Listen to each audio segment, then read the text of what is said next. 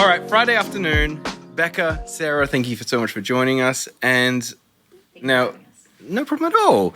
Friday afternoon. I'm amazed that anyone shows up to these, to be honest. Cheers. But, cheers. Cheersy with my tea. Hell yeah. Cheers. Cheers. Now, after your many years at working corporate jobs in Rolling Stone, working with some of the biggest brands, biggest artists in the world, you decide to take your own step forward, take a step away out of the corporate world and work together on your own business. So I think a lot of people that are listening are going to, love the industry that you're in now, all the work that you've done in the past, the people you've worked with, but also take a lot of inspiration at how much guts and fortitude that takes to step out of that world and forge your own path. So yeah, please introduce yourselves. My name is Sara Colchamiro, and I am the co-owner and director of operations at Accomplice Entertainment. I'm Becca Higgins, the co-owner and director of talent at Accomplice Entertainment. Tell me more about Accomplice. At Accomplice, we have these core services that we provide. Talent strategy and booking, creative services, which includes creative content, branded content, and we do event production and event consulting. We have a pretty wide range of what we love to do. And so if you only need the talent booking side of that, we can do that. And if you only need sort of the brand strategy and creative side of that, we can do that too. Yeah, Awesome. we just love solving problems, if you can't tell. And we love doing that for people who really need help. It kind of feels like a superhero moment. We don't ever want to force ourselves. We're never going to heavy-handed be like, you need us. No, we're your accomplice. We're your partner. Exactly. We just want to help you get through it. And at the end of the day, we just want to make cool shit. We just want to make cool shit. We want to see cool experiences come to life. And we want people who are stressed and overwhelmed with the projects that they have, who feel like they need support. We want to be that support. Yes. And also, one other thing is I think a really important thing for us is the community aspect, the community building piece of it. And so coming from our years of living in the corporate world and sort of just doing this, a lot of brand work and partnership work, and that has set the stage for us to be successful with Accomplice, but also made us realize how important it is, especially nowadays, for us to participate in the community building aspect of it. We live in the New York metro area. And so there is a huge community here to tap into to not only support us, but we can support them. And something that we've realized since launching, every single conversation that we've had with other small business owners has been incredibly welcoming. And we've just realized our network is a true network. It's a community of people who just want to do kind of the same thing and make people feel good and happy and excited. And it's a side of the business that we just forgot about or lost or something. Yeah, totally. Sounds you like can lose that. You make so many connections of just creative connections with people that, we don't have a venue for this. We don't have a location. How do we even start to even source that? We don't have talent for this. Or do you know anyone that can... Is there any brand that's looking for this kind of support or for this kind of project? It sounds like you just play... We just fit in where we can. Yeah. You create so many paths for different artists and brands. And that's what we love to do. Mm-hmm. We're doing that right now. We are, yeah. Talk a bit about your past history working at Rolling Stone, which, we all think is... everyone would love a job at Rolling Stone, is one of the biggest brands still in media. Tell us how you got those jobs to begin with. So I actually had never thought about working in media originally. I was a talent buyer for a major concert group, Blue Note Entertainment. And it was when I was 19, I went on tour with a rock band as their marketing person, merch girl. And I was like, okay, this is what I'm doing the rest of my life. I'm going to be in live music. So that was my plan. And I got into booking concerts for venues all around the world and all around the country. And I loved it. I still love doing that. But you get to having done something for 10 years and you're like, okay, this is going to be the same for a long time. I felt the need to spread my wings and learn more skills and learn more about the business, just different facets of things. And I had the opportunity during COVID, actually, because live music shut down. So I was looking, and while live music was shut down, everyone was doing live streaming. So there was a live element that was creeping into what otherwise was, like print media or, digital media that was just static. So Rolling Stone was doing a partnership with Twitch, and we did a daily show where we booked multiple artists every day for 2.5 years. And that was my entry point into media. Nice. And what about you, Sarah? How did you sort of fall into the world of music and media? So my career actually started in television and television production. And I was going to originally go into production and be like a PA. And that all came to a screeching halt when I was in college and a PA for, I don't know, some major network came in to talk to us. And the first thing she said was, "You don't want to do this. It's thankless. You don't make any money." And I was just like, oh my God, what? Like it broke my heart because I thought that was what I wanted to do. And after that, I got an internship at Viacom, and I was working at MTV for a little bit. And when it was time for me to graduate and get a job, I went back to Viacom to see what was available. And I got an interview for a PA role, and they were like, "We think you'd be really good for project management." And I was like, I don't know what that is. Yeah. And I don't know if I just came off as like super type A or neurotic, which probably I did. And it turns out that project management was like something that I was really good at and enjoyed doing. And so I did that for almost 10 years in television. And then COVID hit and everybody was home, and I decided I needed a change. And I saw the job posting for Rolling Stone and sort of applied as a joke to myself. I didn't think I would get it. And then I was hired as their executive director of project management. And I oversaw the PM team, the content team, and the events team. Awesome. At what point did you decide that it was time to actually step out of the corporate structure and do your own thing? Well, it's funny that you ask. It all started at a happy hour. And really? It did. Yeah. So Becca and I had our particularly hard week. And so we went out for like an after-work happy hour with our team. And even that in itself felt a little bit like a chore to me because it was like, I've been around you people all day. I want to go home. But you go out because you are, commiserating with your team. And Becca and I sort of fell into like a bit of a drunk conversation just about what we want to do with our lives and kind of where we are at this point and what would make us happier. And we realized that we both wanted to start our own business.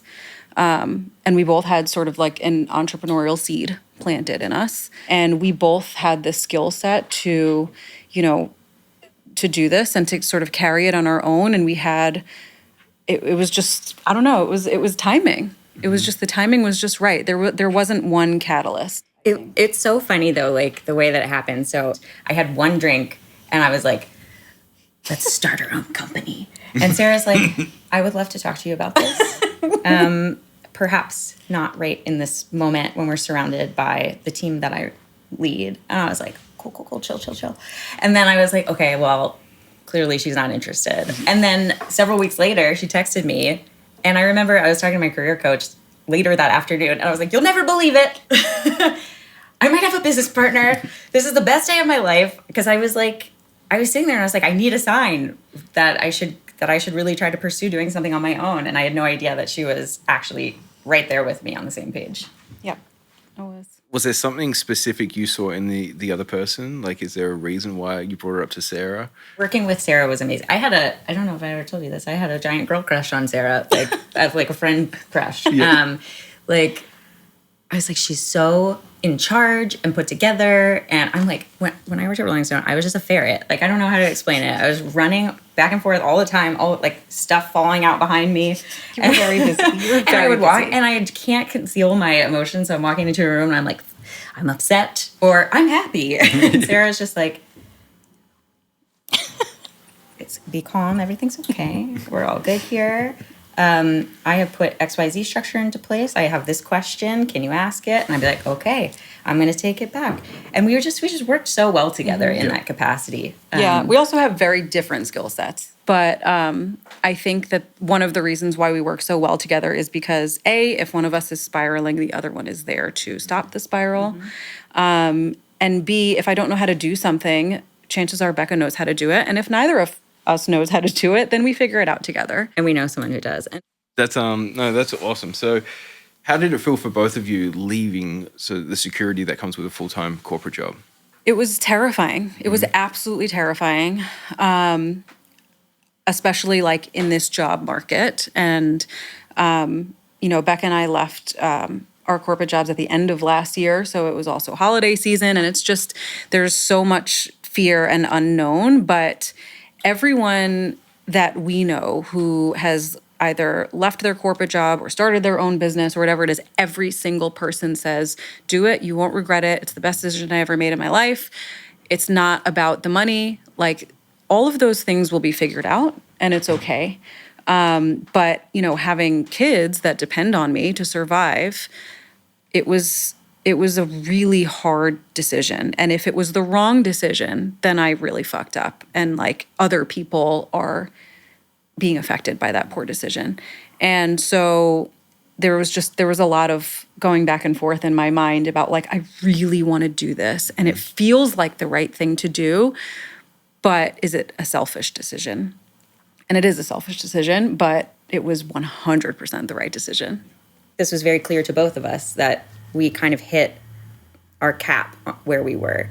We weren't going to grow financially, spiritually, technically, unless we tried to do something ourselves. And so you just raised the ceiling for you and your kids a huge amount. Definitely. And it's like, as far as you're being selfish, but if you end up being a better person out of it and can end the day happier and can be a better parent at the end of the day, yes, sometimes there's a lot of sacrifice up front. Like maybe it's longer hours even. Yeah, running your own business definitely takes a lot out of you. But yeah, at the end of the day, if it's more fulfilling. Mm-hmm. Also, I really think that there's something to be said for the fact that, at least for me, I grew up with two full-time working parents and I thought that I idolized my dad going to his office. I loved going to the office with him. I loved he got dressed for the office and wore a suit every day. And it was like, I wanted to go and type on his typewriter at work. And that's what I wanted for myself, for my whole life. I thought it was so exciting and fun. And so I always strived for a corporate job and I strived to climb a corporate ladder. And I thought not only was that what I was supposed to do, but that was kind of the only way for me to be successful. And what I have found is that my definition of success, my definition of dream job have changed drastically.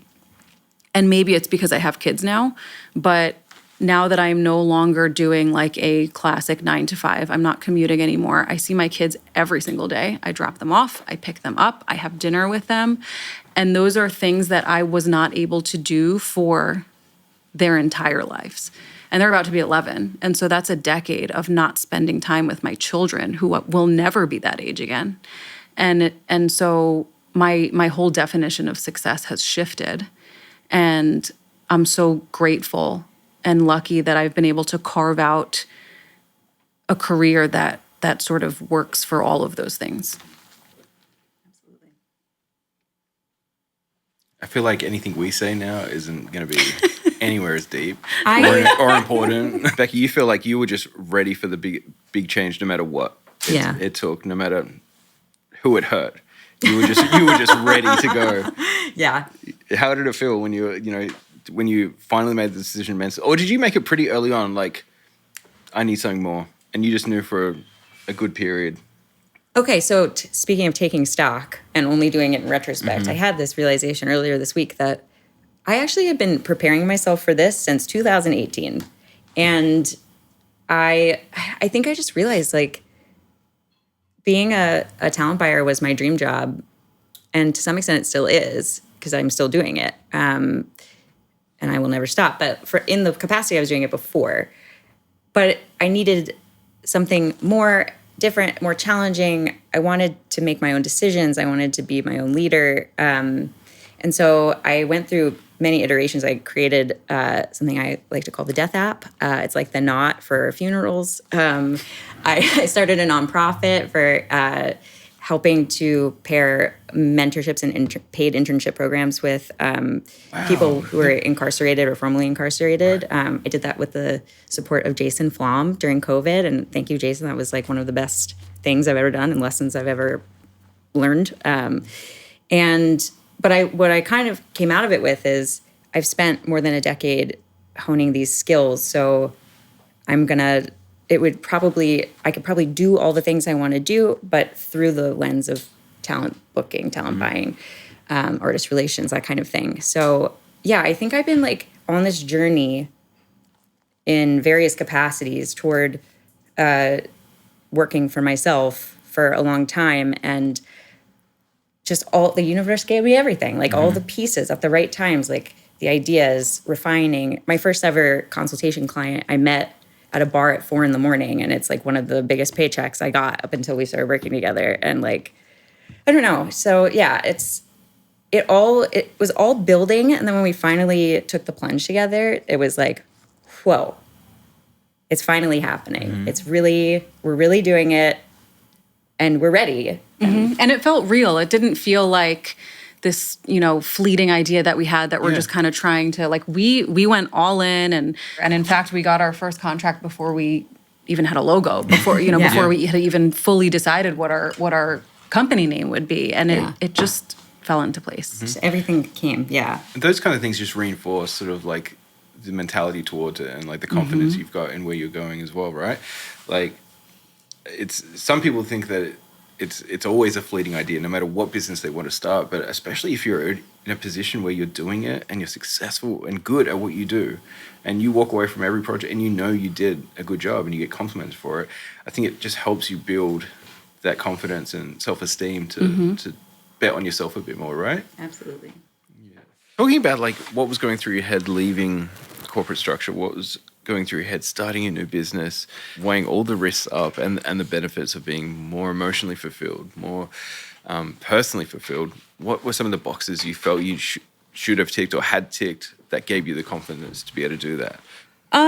Practically, I think that you do need to think about your finances, and because you have to know that, we were so fortunate to get that first contract very, very quickly, but that doesn't always happen. Or maybe you get that contract and then there's a lull. So you do need to sort of sit down and assess where you are and, will I be okay if it's going to take me 8, 9, 10 months before something meaningful comes through the door? And then once we figured out, okay, yes, we'll be okay if we, really need to carry ourselves for a few months here. That was kind of number one for me. Yeah. Making sure that you feel comfortable and confident that all the skills that you have, you can take and just working off yourself. And that goes for anything. That goes for an event production business. It goes for if you want to open a restaurant. It goes for if you want to run a gym, whatever it is. What skills do you need to be able to do that successfully? Yeah. And can you do those, or do you know someone who can? And do you see a hole in the marketplace? Like, I think any and everyone could start a really interesting podcast, but it takes an incredible host with an incredible set of visual and audio skills to be able to do that and fill that void in the market. No, but it's true. It's true. The market is very saturated with all of these things. And so we needed to be like, all right, is there room for us? Or even just maybe do we know the right people that, can get us in the door or whatever it is. Yeah. So how did you approach starting the business together? A contract sort of fell into our laps, and it was crazy because we didn't even have a business name yet, really. And it was extremely daunting. It was, we had 2 months basically to plan 15 events. Across the country. And those 15 events all had to happen within an 8-week period. And Becca and I sort of looked at each other like, this is an opportunity. It's a really scary, huge opportunity, and we might flop or we might kill it. And even though we didn't have a business name, we were like, we have to do this. There was never a question. Yeah. There was never a question. There was never a doubt that would we take it, would we not take it? And we took it, and It was a huge learning curve. Yeah. Becca and I were definitely thrown into the deep end. You know, we had a very high stakes client. And it was just throwing, you know, really just putting our feet to the fire and being like, can you do this or can't you? And we did it. Yeah. And I'm so grateful for that. You know, it was scary. And it was like, the onus is on you when it's Yeah. your business. Everything is on you. There is no company to fall back on. There's no legal team. There's no anything. So I think that Becca and I really dug it like deeply into our minds to be like, okay, let's just ground ourselves and get through this and do it and absolutely kill it. We have to kill it. There is no other alternative. How did it come out?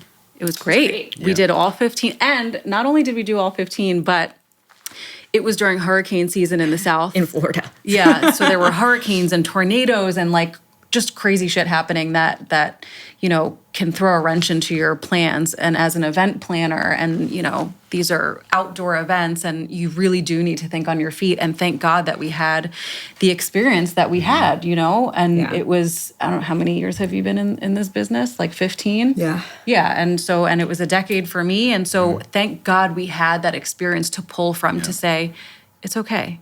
Shit always happens. Shit always happens. But we're going to get through it. And we did. And it was great. What are 2 pieces of advice that you'd give people that are currently in their corporate job that are thinking about going out and starting their own thing? The very first thing I would ask is, why do you want to leave? Do you want to leave because you are just sort of, you don't like your team or you're unhappy with this project or this one person? Or do you have this fundamental feeling, this basic like knowledge in you that you need to leave to do something else? And then if you need to leave, what do you want to do? Like, what's not working for you right now?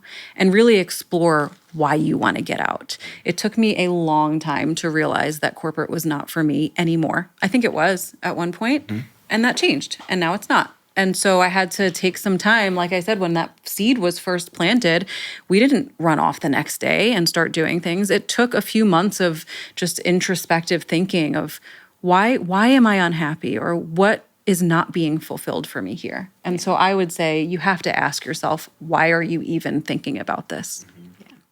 I would also say, I think the other side of this coin is, do you feel so completely full? Like, have you hit the top of where you can go?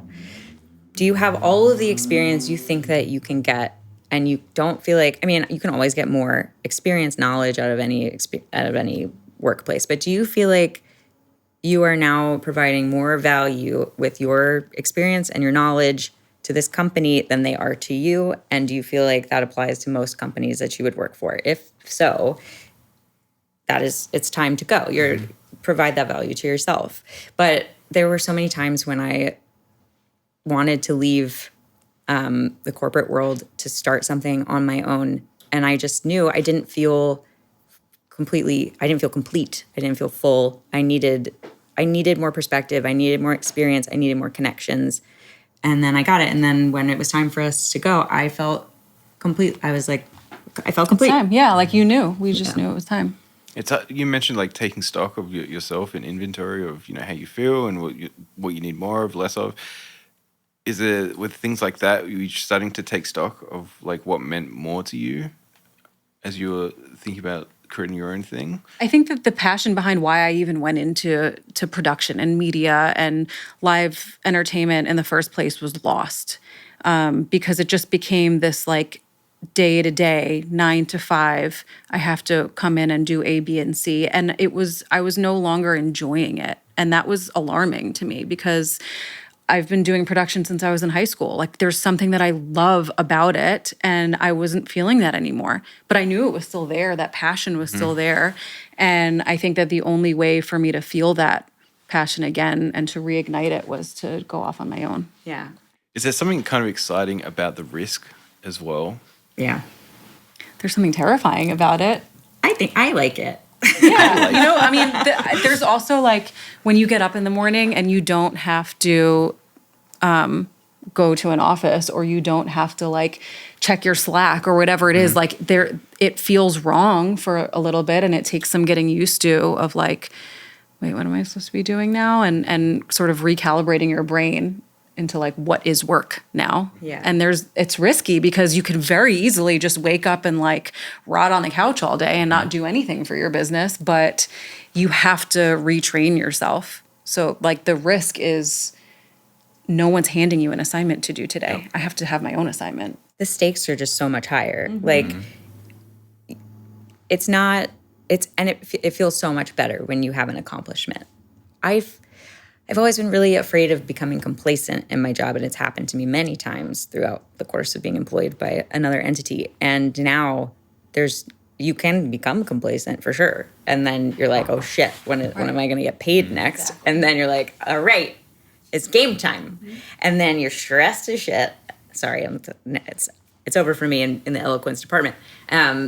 You're very stressed, and then something comes through, and it's like high risk, high reward. Like there's just so much more to gain when you are the master of your own destiny. Oh, that's awesome. How do you decide which artists or talent to work with, and what makes a partnership right? We were working with Nissan on a project not too long ago, and I had reached out to an R&B act who I adore, and I hit her up and I was like, hey, I don't know if this is in your wheelhouse, but how do you feel about like car brands? I'm working with Nissan specifically. And she was like, my very first car was a Nissan Sentra. I would die for my Nissan Sentra. I would do anything for Nissan. So just knowing these things, these like overlaps, and also, again, like where you are in the cadence of your career and what your personality is like and what you're interested in as an artist, I will take all of that information and I will take it back to the brand and we'll find that perfect synchronicity. That's awesome. And so it really comes down to learning about the artist, just diving. You got to go so deep. It's not just about how many, again, the wide to narrow thing, like not how many artists you know, but like, do you know enough about them where if the opportunity comes along, that you know that you can go back to this person because they've said something, you picked up on something. Totally. Are there questions that you ask when you sort of first meet an artist that's, emerging? I do tend to ask just like, hey, generally, what are you interested in? Like, what do you do in your day-to-day life? Do they think it's weird? No, because they appreciate it. They're like, oh, you're going to think of me for money? Yeah, got you. Yeah, they appreciate it. But I think also it's like when I'm meeting an artist for the first time, we're just hanging out. I'm getting to know them like a friend. So I can kind of get a sense of what they're into, what they're not into. At the moment, what's the ideal client for you both? So Becca and I have a saying, a chant really, if you will. Yes. So we want there is a specific group of women that we would like to work with. Not on the client side, find clients who will take these. Correct. I mean, not take them because they're huge, but. It is a Paris Hilton, Alana Glazer, and Lady Gaga matrix. Paris, Alana, Gaga, and Doechii, of course. Paris, Alana, Gaga, Doechii. And we just want to find a way to bring all of these women together and do something, some kind of event. And we've worked with all of them except Gaga. So that would be a game changer. But they're just what they're putting out, like Paris during the fires and how she like rescued these dogs and then gave them back to the families who were looking for them. And then also was like casually, and here's all these presents we bought for your kids. Like, are you kidding me? And then Doechii is just out here being a real artist, pursuing her dreams and getting everything that she should be getting from the universe. Adore her. She's so great. Gaga, obviously, there's what do you say? Like everything. And Alana. I mean, come on now. My dream collab. Dream. But who are the clients that we would? I mean, so many. There's so many. Yeah, I don't know. Everybody. Is there a way you approach artists to make them better to work with or easier to work with?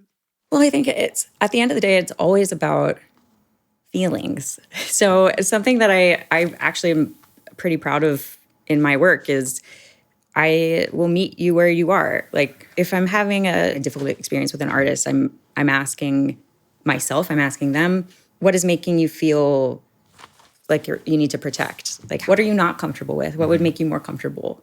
And then it's about taking that back to the client and saying either or if I can find a way to mitigate it without going to the client every day, all day, that's what I'm going to do. But if there's something that we need to change, I'll take it back to the client or I'll put it in Sarah's court because she's the client guy. But it'll then be about like, hey, we're going to get a lot more out of this person if they feel more comfortable, and they're going to feel more comfortable if we change this, if we give them more time for that, if we let them inject more of themselves into this. And so it's really a push-pull, and it's really about the psychology of what everyone wants. We want everyone to feel satisfied.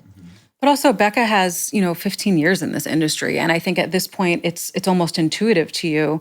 It's impossible to know every single artist in and out, but I think it's intuitive. And I've seen you do it where when you're choosing who to pair with whom, you kind of know, like, okay, this artist from a genre perspective could be great for this brand, but, maybe their personalities won't mesh. And so maybe we should go with this person. And that's what years in the business will do for you.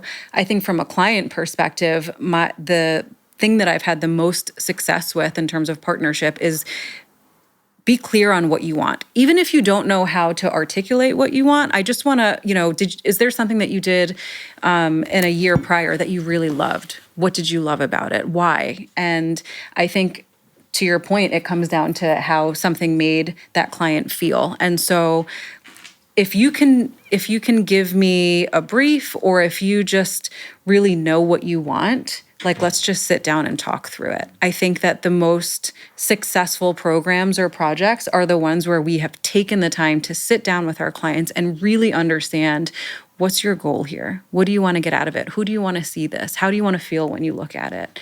And asking those questions and knowing to ask those questions will create a successful outcome. I always say North Star. What is the North Star that, what are we always constantly coming back to? What is that one reference, that one piece of paper, that one statement that we put together? Yeah, what can we always come back to reference for this entire project, that this was our original? And things are going to change along the way, and you got to be adaptable. But there should always be something to begin with, especially when there's so many parties involved. Yeah. All right. Because you're also dealing with people like us, they're creatives, right? You've got production partners that have to come into it a lot. Then you've got venues, you've got so many other things. But if it's not clear between your two main parties to begin with. Yeah. It's just going to be a very curvy road. And if at the beginning you can just set the expectation up front, here's what we want to do, then it's sort of, you'll find your way there. Expectation, that's the word. 100%, Right? On the brand side, say you're dealing with some of the largest brands in the world, where there's so many brand guidelines, there's a hierarchy, there's so many components of different businesses that you have to deal with. What's some of the biggest things for you that creates that clarity and that North Star? How do you clarify those expectations going into a project? So it starts at the very first conversation, at a creative kickoff call, for example, and I already know the things that I'm going to have to ask for upfront. So I know that work can't really begin until I know what your brand guidelines are. I know what your watch outs are, and your must do's and all of those things. From a project management perspective, the way that I approach every single project, whether it's small or large and long term or short term, is to get organized immediately. So the very first thing that I do is I set up a tracker for myself, and that tracker is going to be my North Star. That is my source of truth. What do you mean by tracker? So the tracker is where I have, the entire timeline of the project. Right. And it also is going to have the goal of the project in there. It's going to have who all of my stakeholders are, and it's going to have a very granular timeline of this is when my venue needs to be locked. This is when sort of all of the approvals have to happen. And it just sort of makes everything easy for me. It's a roadmap for me and for my entire team and for the client as well. And it lets people know that everything is under control, that I've thought of everything in advance, and that should something pop up, which it undoubtedly will, I've left padding in that timeline so that we can deal with it if and when it comes up. So that's really my big source of truth there. And I'll do that for every single client. Going through that tracker, everything you started listing, you feel like, you could read that, get a template like that off Google, great, but you don't learn all those things and how long to allocate towards saying when to book a venue, when to plan this part, when to just have this done by. You don't know that until you've experienced it and gone through that so many times. Correct. And done it wrong. And done it wrong, exactly. Yeah. When you've seen so many things fall through the cracks over the years, and you don't always learn from other people's mistakes. Sometimes you literally have to go into the trenches yourself for years. Yeah. Just to have a fucking schedule that makes sense. Absolutely. And that works. Absolutely. And that, I mean, this is a decade of trial and error and failures and successes and learning, to make sure that I do have padding in the schedule and learning that, you also tend to learn when you work with the same clients over and over, kind of how they operate and the best way to work with them. And I think a big part of managing something or managing a project or managing a client is knowing who your client is, because everybody is different, and working with different brands requires sort of a different level of either authority. Some people want you to take the 100%. reins, Yep. and some people you sort of need to let them shine, and you're kind of in the background making sure that the paperwork all gets filed. Yeah. Can we talk about how Sarah has 2 Emmy nominations Thank you. for these trackers and I for do. this scheduling and for how it is. What? I love that the Emmy Emmys, nominations? I 2 do. Emmy She is twice Emmy nominated for you. keeping everyone's shit together. I do, yes. I have an Emmy nom for, these were both at Nickelodeon. One is for Women's History Month and one is for Pride Month. And I'm so proud of them. And they're not hung up in my house. They're just Crazy framed and to on the me. floor. But I didn't even know that you could win an Emmy for project management or be nominated for one. I didn't win, but I did get nominated. That's You won in my unreal. heart.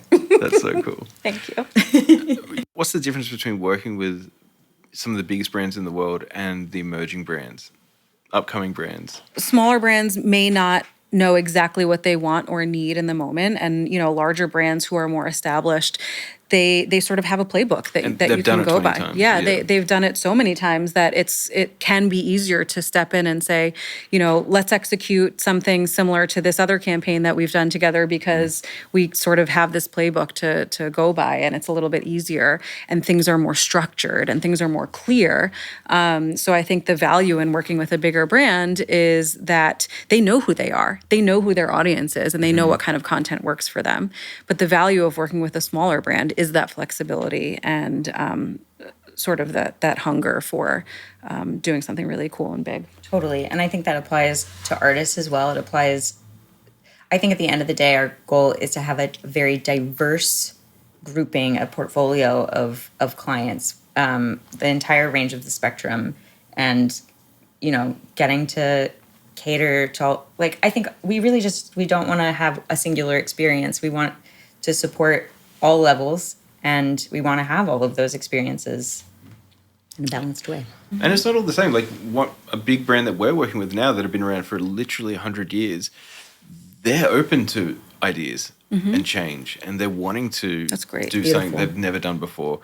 And so That's why they've been around for 100 years. Yeah. Yeah, right. And it's not always, they're not always so just monotone and Rigid, yeah. Rigid, yeah. But it really is up to the specific business and the specific people you're working with. What have been some of your biggest career highlights or some of the biggest names that you've worked with over the years? I once got my backpack stuck on the guitar neck of John Mayer. I talked about death and spirituality with Chris Martin. Dave Bailey from Glass Animals. I will never forget. I appreciate this so much. We were talking about how much we hate, the shallowness of the, hey, how's it going? Because, nobody wants to hear you say, it's bad. So what we decided was better and more relatable across the board was death comes to us all. So when you see someone, you say, not, hey, how's it going? You say, hey, death comes to us all. And that's something we can all relate to. Sure. That's Really premeditated. humanizing. I like it. It was great. That was really thought about. I will never forget that. It was amazing. I've booked Shaka Khan. That was a huge career highlight for me. Sean Paul. Sweet Sean Paul, his whole group. I've never felt more community in my life than spending time with Sean Paul's community. Bad Bunny. We don't have enough time for all the people you've worked with. No, we don't. We don't. We don't. And I'm sorry because I'm just in a love cascade on my own. I don't have as many cool stories as you. You do. I don't. One time LL Cool J called me baby, and it was the best moment of my life. Oh God, it was a great moment Ladies for me. love Cool J. They do. I do. I really loved working with Samira Wiley. She's incredible and just such a good human and very, very professional. She did a beautiful shoot with us. And I think that like the thing that continuously surprises me or makes me happy is just how nice and human so many people are. I mean, we've certainly had our challenging situations with different people, but it's so nice when like someone walks in and just acknowledges you and the work that you're doing and just sort of helping them. You're helping them, they're helping you, and it's really great. And I think that so many people glamorize like, you know, being in this industry and being able to work with such, you know, famous people or big talent, and it's easy to forget that we have this huge opportunity and it's cool, and not everyone has that chance to sort of mingle and meet with, you know, these celebrities as much as we do, but like they're just people at the end of the day. Totally. They're just people. And they're inspirational. And it's like, I want to learn what got you to where you're going, and I want to help you any way I can. Yeah. But it is cool. And we should remember that like, it's a pretty cool experience. It's very cool. Totally. We've had very cool experiences that a lot of people don't get to have. Mm-hmm. I got nothing. Anyway, we're cool. I got Anyway, nothing. we're really fucking cool. Yeah. Have you seen my glasses? There's a reason why I wear leather. Tattoos. Do you think it'd be different if one of you was a male? Like, as far as like trying to coach someone, if you had I'm not going to keep my gibberish here. If someone was trying to coach you through your problems and help you through, would it be? You think you'd interpret differently? I got annoyed even thinking about that because and here's why. I think like my entire career, for the most part, I have reported to a man, and I've worked in a boys' club for my entire career as well. And that's not to say that there aren't women around, but the leaders are always men. And I have gotten to a point in my career where I know I am proficient enough to be able to answer any question that comes my way. And I don't need a man to explain it to me or to coach me through anything. And I would rather have Becca do it or another woman do it. Like, I don't think that I would have gone into business with a man. I don't know that I would either. And I love so many men, and obviously the ones in this room. Again, married. Yes, married to one of them. But I think about this all the time. Like, I feel men don't have it the way that women do. Like, we are allowed to wear our hearts on our sleeves and talk about things openly. And like, women will be in the workplace and they will smell something and they're like, she's not okay. And then a whole squad of people gets together and they talk and they're like, she's not okay. And then we all go together and we figure it out. And it's like, that's what Sara and I do. We just like, we can feel each other's feelings, and men often can do that too. But I feel like men haven't been raised in the society to feel as comfortable talking about it and getting to the bottom of it. And I like, that's something that I deeply feel like that should change. Like, men should have more male friendships where they can dive deep and talk about what is wrong and how they're feeling, or why they're stressed. But I feel like a lot of men have to keep it locked in, and that's fucked up. Do you think men struggle with soft skills as well? Men or boys are brought up to value hard skills, right? And just like know how to do something, know how to complete a task. And women not only have to know how to complete a task, but think about, how does that task affect the people around me? And how does the work that goes into doing that task affect the people around me and how they feel and what they're doing and the task that they have to complete? And I think that the level of emotional labor put on women is so much more, but has also prepped us to be able to handle so much more. Because I'm constantly thinking about, okay, what do we have to do next for the business? But also, what am I making the kids for dinner tonight? And being able to multitask all of those things and to a certain degree compartmentalize all of those things has helped me be successful. Yeah.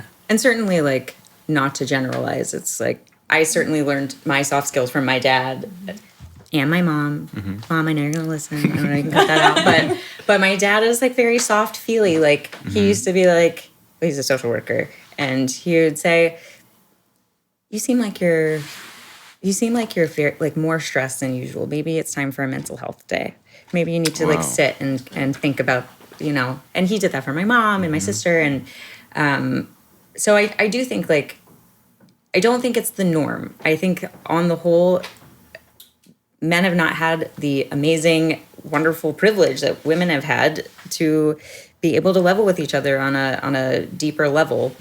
And again, after years of being in the music industry, facing clients, has there been biases that you've faced as women that you would give advice on to other women, whether it's starting their own business or people that are still working in corporate structures? I've mostly worked for men, but I've worked for a few women, and some of those women bosses who I've worked for have been wonderful, and I've learned so much on like, how to be a professional woman in the corporate world.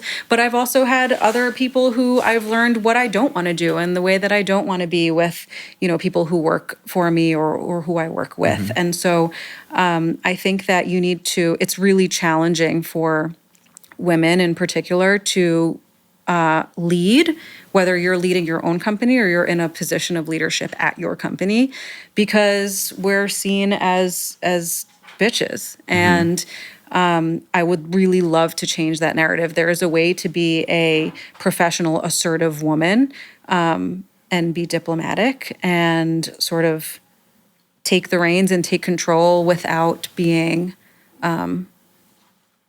aggressive or coming off as aggressive. I just think that we have to learn a different skill set, unfortunately. We don't have the same playbook as men because we're just going to be seen as difficult or challenging. And I've certainly been in that position where I've been tone policed. And I think that a man in the same position saying the same thing would not have been tone policed. And so the advice that I would give is be confident in what you're saying. And also just learn from the women around you. Like the women around me have helped me so much in developing who I am professionally, but also the type of woman that I want to be in the world and the type of woman that I want to, also show to my sons as a strong professional, grown-up adult woman. It's hard. It's really hard to be a woman. It is. People always think I'm an assistant, no matter where I am. I won't say the name of the band, but it's a band everyone knows.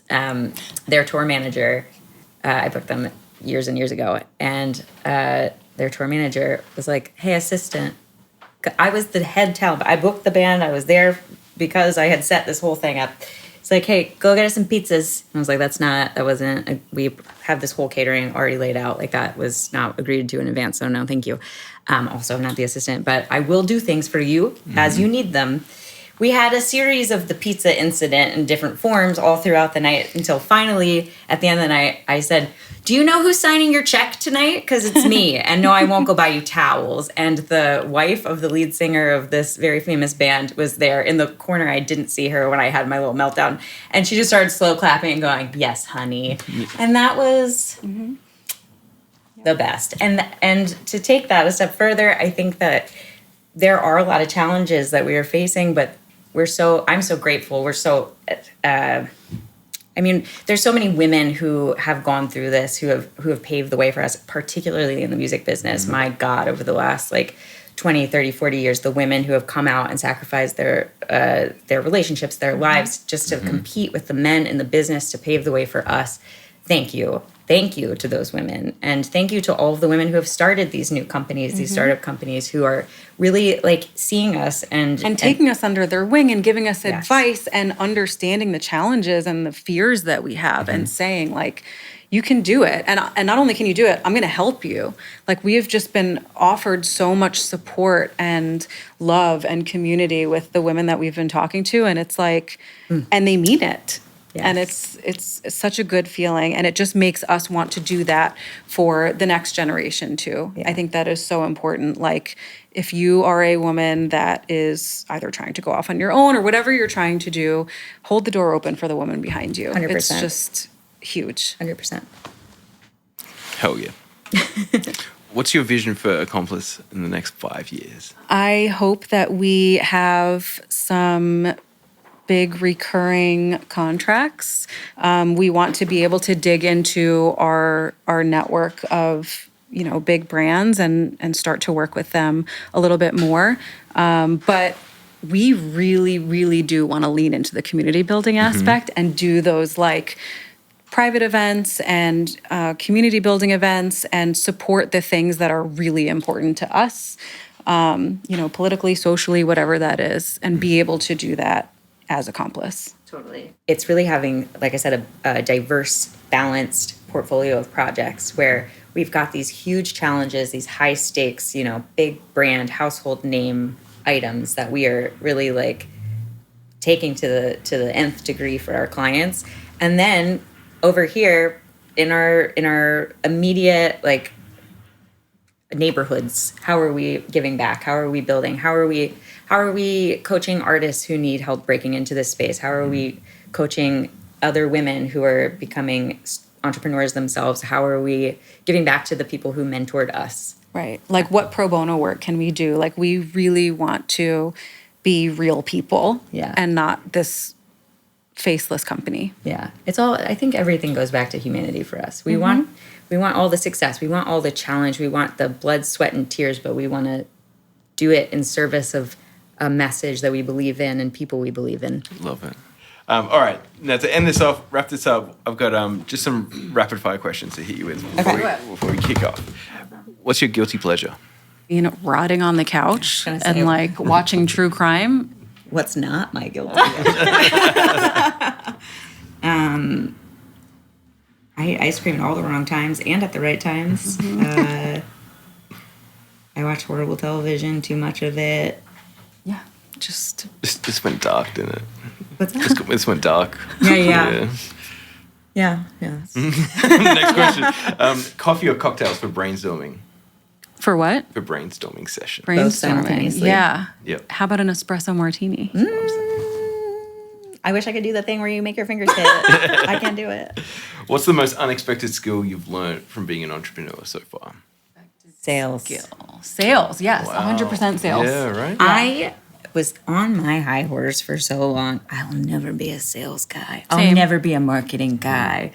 And I'm going to leave corporate America so I never have to do that. What a fucking moron I was. When you were an entrepreneur, you have to wear all of the hats. You have to do all the things. And so now I'm like, I'm on my CRM and I'm texting Sarah and I'm like, the CRM states today that our funnel is about 66.7% full and therefore we need to blah, blah, blah, blah. Oh, sales. Horrible, but I like it now. You're very good at it. Thank you. Trying. Biggest pinch me moment since starting Accomplice? I mean, I think it's like every morning waking up and being like, oh shit, like we're doing it. We're actually fucking doing it. And I don't know, people actually responding to our emails and being interested in talking to us. Yeah. Pretty fucking cool. Pretty incredibly sized people. Like it's like we were saying before, the imposter syndrome. Yeah. But we're like, hey, I know we've known each other for a long time, coming to you from a different angle. You want to talk about this? And then these giant entities with so much power are saying, absolutely, we want to talk to you. We're so interested in this. Let's go. And we're like, okay, sick. And then it's kind of like, are you sure? Yeah. Right. Yeah. Like, I know I came on strong, but now I'm not sure. Yeah. It's the same way I feel when I drive a car that's too big, where I'm like, does anyone know? Yeah. I'm a child. I'm a child. I need a booster seat to see but over. Then you remember, like, oh no, we actually have been doing this for a long time. And maybe we're good at it. We are. How do you feel about saying yes to when you're unsure if you can actually take on something? Every time. Yeah, always. We're always going to do it. I think Because we know we can. Unless we have not had this problem yet. But if we get to a point where we don't think we can give 100% attention to our client, I think that would be the point where we say, Yeah. and it would be a Reconsider. happy problem to stare down the barrel at, and it would be difficult to make the decision. But I never want to say yes if we really can't give it 100% focus. What's your dream city to produce an event in? Oh, God, I would love to do something in like a little beach town, Santa Cruz. Hell yeah. Little showcase on the beach. Yeah. That would be great. with the roller coaster in the background. Yes. Yeah. Like a sleepy little beach town, just bring a Yeah. little life to it. What's the best concert or live performance that you've ever been to? Okay, something that changed my life was going to a small 07 concert before Sia was Sia. And it was life-changing. And I loved 07 before then. And then when I went, she had a broken foot and was like very drugged up on painkillers. And she was like, it's not gonna be my best performance, but like, I'm here, guys. It was just like transcendent. Wow. And she sounded so good, and it was this small crowd, and like no one really knew who 07 was, and her voice was fucking incredible. And I just zoned out, and I was just like fully immersed in it. And I was like, I have to do this more. And I was young in college at that point, and I was just like, this is so fucking incredible. I want to replicate this feeling for everybody. Yeah. It was amazing. I just got chills. There are 2 shows that I will uncontrollably cry during, and not in like a weird sob way, but it'll just come down. That's Radiohead and Robert Glasper, which are very similar, actually. I think Robert covers a lot of Radiohead. There is something about that, like the quality of the jazz that's also like there's an existential nature of it, the like expanding and then contracting, coming out, coming back together. It takes you out of everything that you're thinking about. Everything else that was in your brain is now gone because you're following this motion of this like chaos and then control, chaos and then control. And that is the inspiration for everything in my life. Love it. These are meant to be like one-word answers, but I love that we're... Cool. Sorry about that. Go-to pump-up song when you need motivation. The Jump Off, Lil' Kim. Boom. Oh my God. Anything by Notorious B.I.G.? Yeah, I'll take it. One word to describe your first year in business. Sick. I was going to say hilarious. Hilariously sick. Hilariously sick. Advice you would give to your young self in one sentence. Don't worry about what other people think. I know that's really cliche, but I spent too much time worrying about it. What did your teenage self dream of becoming? A drummer. It's pretty rad. Yeah. I think this. Yeah. I always wanted to just be a badass woman in business, talking about And my you dead are. grandma with people of note. People are just... If Accomplice Entertainment had a mascot, what would it be? Ferret. I was going to say it would be an old gangster lady in a fur coat. Oh my God. Yes. That's just pretty dope. 100%. All right, well, that touches on everything I wanted to touch on. I think we hit a bunch of stuff. Okay, your turn. Let's go. Yeah, right? Don't spend 3 hours on me. I'll probably end up in tears. No, you guys crushed it. Thank you so much for coming in and making this happen. It's been a long time coming. It and has. I'm so proud to see you both fucking absolutely slaying it, crushing it. And I hope we get to fucking work on something cool together one day soon. Fuck yeah. Hell yeah. Thank you so much for giving us this opportunity. Yes, thank this you was for so having us. nice. We've been looking forward to it for so long, and you're the best. It's cool to like have a moment to be able to like think of all these things, like why you did this, why, and just it kind of makes you stop for a second and like, fuck yeah, I'm proud of myself. Yeah, for doing taking it. stock. Yeah, it's important. taking stock. Exactly. No, thank you both so much. Right on. Thank Thank you. you. I'm gonna punch everything.